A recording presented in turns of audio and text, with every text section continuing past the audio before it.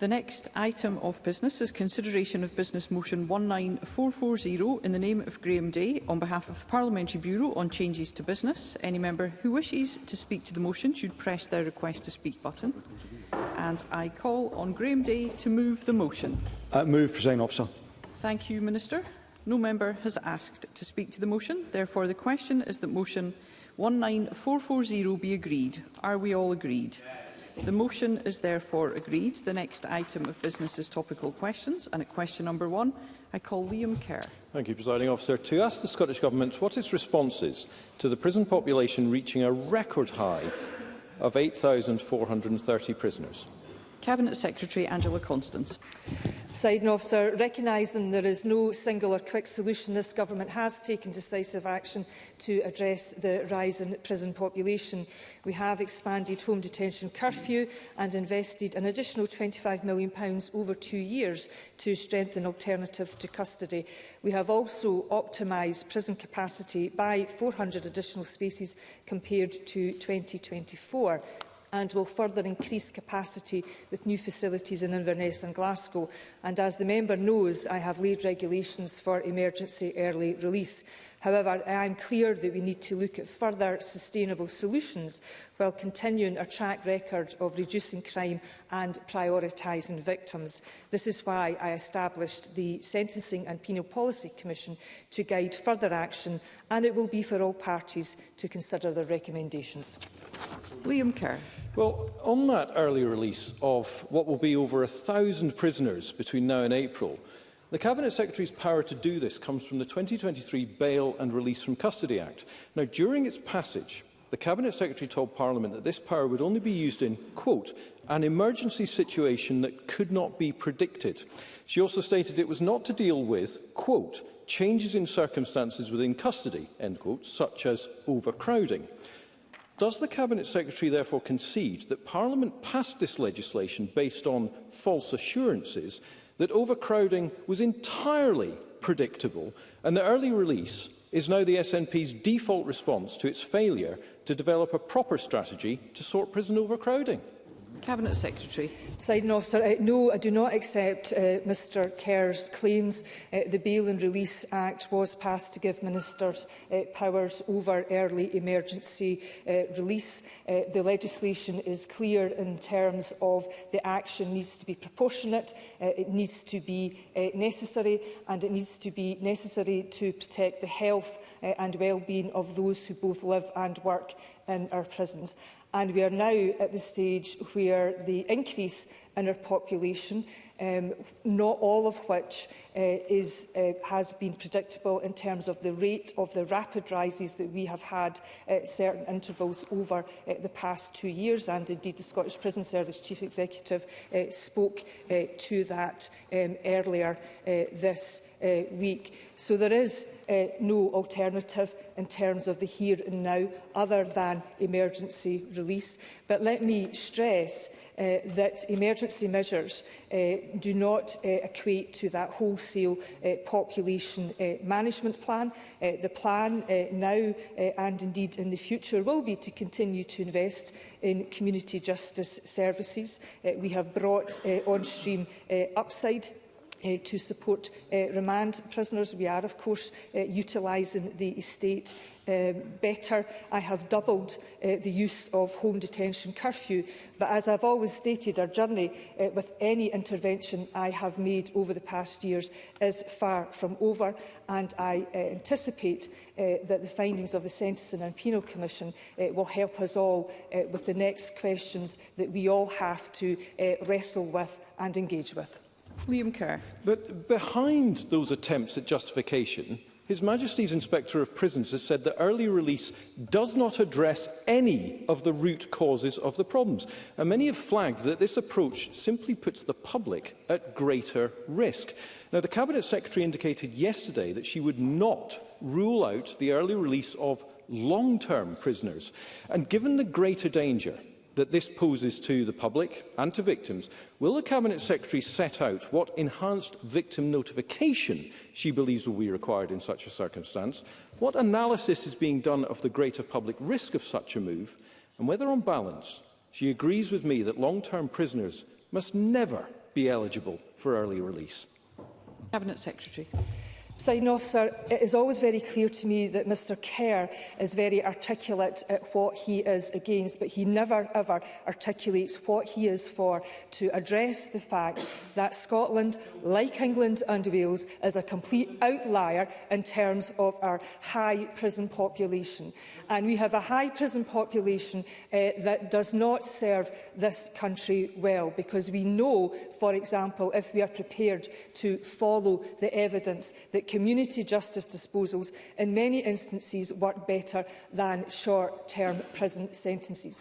And I know that he understands that the long-term prison population is increasing, and I know that he understands the reasons for that. But that means collectively we have to make different decisions. For example, in and around the release of short-term prisoners, or indeed bolstering robust community justice alternatives. And I have heard for the first time Mr Kerr shout from the sidelines that is build more prisons. Well, that's fine. We are building more prisons, but we can collectively make that choice to build even more prisons, but it will come at a cost. And if you want to continue to build prisons that cost millions of pounds, and in some instances billions of pounds, that will come at the expense of health, education, community justice, everything that is required to prevent crime in the first place. Thank you. Let's not be shouting at one another from our seats, and let's always speak through the chair. I call Jamie Hepburn.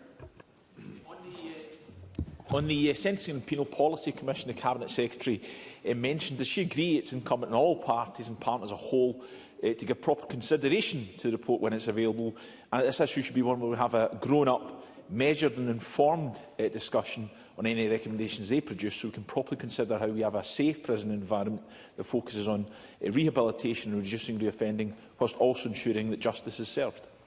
Cabinet Secretary. Presiding Officer, notwithstanding the heckling I experienced earlier, or indeed the fact that I raised my voice earlier, I do think it is beholden on us all to raise our game and to raise the debate. So it is imperative that we consider, debate and engage, for example, with the findings that come from the Sentencing and Penal Commission.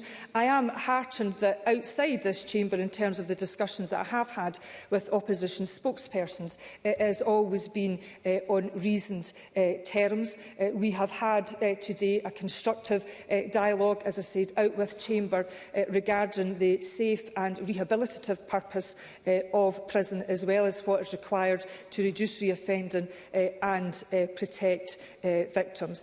But it is imperative that we all focus on solutions. That is what I am focused on, and it will of course be better for our justice system as a whole if we can all reach a consensus on what would be better, because we all have the responsibility to address the fact that Scotland, as I said, along with elsewhere on these islands, is a complete outlier in comparison with other European countries in terms of our prison population. Pauline McNeill.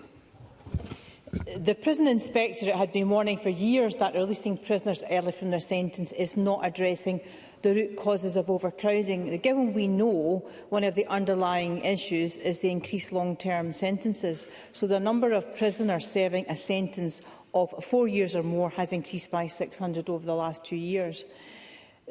I ask the Cabinet Secretary to tell Parliament what is the Government's analysis of this trend. Is it that the courts are increasing sentencing for the same crimes, or is it actually a trend in more serious crime? I think the Government must give an answer to this question, because if the Cabinet Secretary can't, then I don't see how they can claim that they're serious about planning their way out of this crisis. Cabinet Secretary. Presiding Officer, if I give one example to Ms McNeill's question in and around recorded crime versus convictions. So we know that over the lifetime of this government, recorded crime for violence has reduced. But I also know, we all know, that convictions for violence has also increased. So recorded crime can be going down, but convictions for violence can be increasing. And that is due to different investigative roles that the police undertake, the success of our prosecutors and indeed our courts. So we are seeing more convictions for violence, sexual offences, historical sexual offences, but we also know that the average length of sentence across all cohorts of prisoners is going up. In fact, the average increase of sentences is up by nearly a third. So we are getting more long-term prisoners who are spending longer in the system as well. And that is why I have spoke earlier for one example. It's not the complete solution, is that we must consider different options, for example, around short-term prisoners. And I support the calls by the Prison Governors Association, the Scottish Prison Service and indeed the Inspectorate that immediate action is required now, and that means emergency early release with those very stringent safeguards for public protection. Thank you. Question number 2, Kevin Stewart. Thank you, Presiding Officer. To ask the Scottish Government what action it will take to help secure the future of Petrofac and its workforce following the announcement that the company has entered into administration. Deputy First Minister. Well, the news yesterday will be deeply concerning for employees of Petrofac and their families. We are engaging very closely with the company, with trade unions and the UK Government to monitor the situation, and we stand ready to support anyone who is affected. It is very important to note in this first answer that we are hopeful that there will not be an impact on jobs in the North East. Kevin Stewart. Thank you, Presiding Officer, and I thank the Deputy First Minister for that answer. The Petrofac announcement has caused a lot of worry, stress and concern in Aberdeen and the North East. And I understand that Cabinet Secretary Gillian Martin has already been in touch with Petrofac bosses in Aberdeen, and I'm grateful for that. I'd like to ask the Deputy First Minister for assurance that the Scottish Government will do all that it can to support Petrofac's successful Scottish operation and help retain that workforce in Aberdeen. Deputy First Minister. Well, Kevin Stewart is right. Yesterday, the Cabinet Secretary for Climate Action and Energy spoke with the Chief Executive of Petrofac Facilities Management Limited. The Cabinet Secretary and I have also spoken separately to the UK Minister for Energy, and I intend to speak with the trade unions at the earliest opportunities. In terms of what we understand from the company, Petrofac has a number of fundamentally strong businesses. It's focused on delivering the best possible outcome for them through this process. Its long-established UK and North Sea business continues to operate as normal, and management are working to minimise disruption for clients and for employees. Kevin Stewart. Again, Presiding Officer, I thank the Deputy First Minister for that answer. And Petrofac has been a top-notch company, and long may that continue. Its workforce have been immense in all that they have done. On the broader issue, the UK Government's energy profit levy has destabilised the oil and gas industry, has stymied investment and has led to job losses. Folk in my Aberdeen Central constituency and beyond are truly worried about their futures. Can the Deputy First Minister outline what action the Scottish Government is taking to get the UK Labour Government to see sense and revisit, revise and reform their policies, which are a threat to livelihoods, investment and communities? Deputy First Minister. Well, one of the reasons I think there has been so much focus on the North East with this news about the future of Petrofac is because of the wider issues that are affecting the sector at large. And it is clear that uncertainty around UK Government policies are affecting Scotland's energy sector. We are investing considerable funds of money to support a just transition, but we call on the UK Government again to listen carefully to concerns that have been expressed by businesses more generally around the impact of its reserved energy profits levy.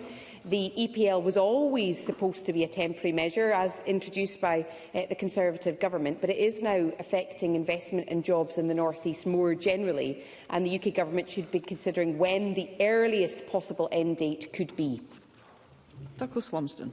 Thank you, Presiding Officer. My thoughts are with the workers and their families at Petrofac at this traumatic time.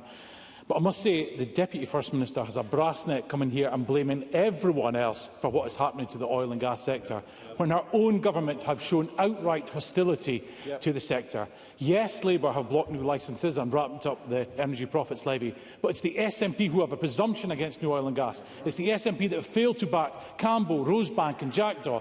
It is the SNP who have demonised the oil and gas industry when they got into bed with extremist Greens. Now, hopefully the jobs are safe at Petrofac, but the truth is thousands have already been lost in the sector while the SNP are asleep at the wheel. So when will the SNP government release its energy strategy, remove its presumption against new oil and gas and finally support our home-grown oil and gas sector?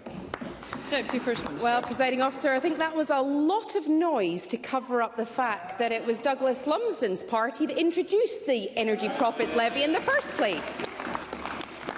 And I think they all think that we've got short memories, and we really don't. Thank you. I call Michael Mara. Thank you, Presiding Officer. Yesterday afternoon, the First Minister tweeted, "This is incredibly concerning news for employees of Petrofac, their families and the wider community. The UK Government must urgently revisit the energy profits levy." Had he read the BBC News story that he hastily retweeted, he would have found out that actually it was the holding company of Petrofac that had gone into administration due to the cancellation of an offshore wind contract in the Netherlands. I can tell the First Minister that EPL does not apply in the Netherlands. Petrofac has said very clearly, and I'm sure they have, to the Deputy First Minister, that its North Sea business will continue to operate as normal. So does the Deputy First Minister agree that confidence in the company is absolutely critical? And what advice would she give to the First Minister on the judicious and sensible use of his social media accounts? Deputy First Minister. I don't think the First Minister is in need of any advice from me. But can I say to Michael Mara that I do hope Douglas Lumsden was listening to his question, because it set out some facts in terms of the holding company. We have engaged with Petrofac as a company. We've also engaged with Michael Shanks. Both Gillian Martin and I have had two separate meetings with Michael Shanks, and we are very hopeful that there will not be an impact on jobs in the North East. But can I talk to the wider sectoral issues here? Because actually Michael Mara's party itself has accepted that the EPL needs to be replaced. The difference between his party and mine is that we don't think you should wait 5 years to do that if you can see the harm that it's having on jobs right now. We want to protect jobs as they stand in the North East right now, and we call on the Chancellor, and I hope he will join me in calling on the Chancellor to use the opportunity next month in her own budget to replace something she accepts needs to be replaced. Brief supplementary, Liam MacArthur. Thank you, with apologies for arriving late for topical questions. The concerns within the Petrofac workforce is not confined to the North East. Those in the Northern Isles with connections to the company share those concerns. But amid the flurry of accusations about who is to blame, I detected in the Deputy First Minister's first response that she agrees with UK ministers about this being a growing concern. And is it not in the interest of all those connected with Petrofac that that message is reinforced and reinforced clearly from this chamber? Deputy First Minister. Well, for me, the priority here are the employees who will be concerned and their families and the wider community. And so to those employees, I say that we are engaging extensively with the company and with the UK Government and trade unions. We are monitoring the situation very closely, and we are very hopeful that there will not be an impact on jobs in the North East.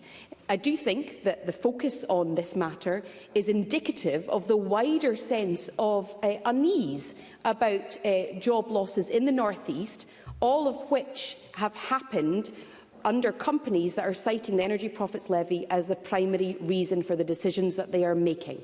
And that is why we've called on the UK Government to consider replacing the EPL as a matter of urgency, whilst at the same time engaging very closely with companies like Petrofac to avoid any impact on North East jobs. Thank you. That concludes topical questions. The next item of business is a statement by John Swinney on Scotland's commitment to international development. The First Minister will take questions at the end of his statement, and so there should be no interventions or interruptions. And I call on the First Minister.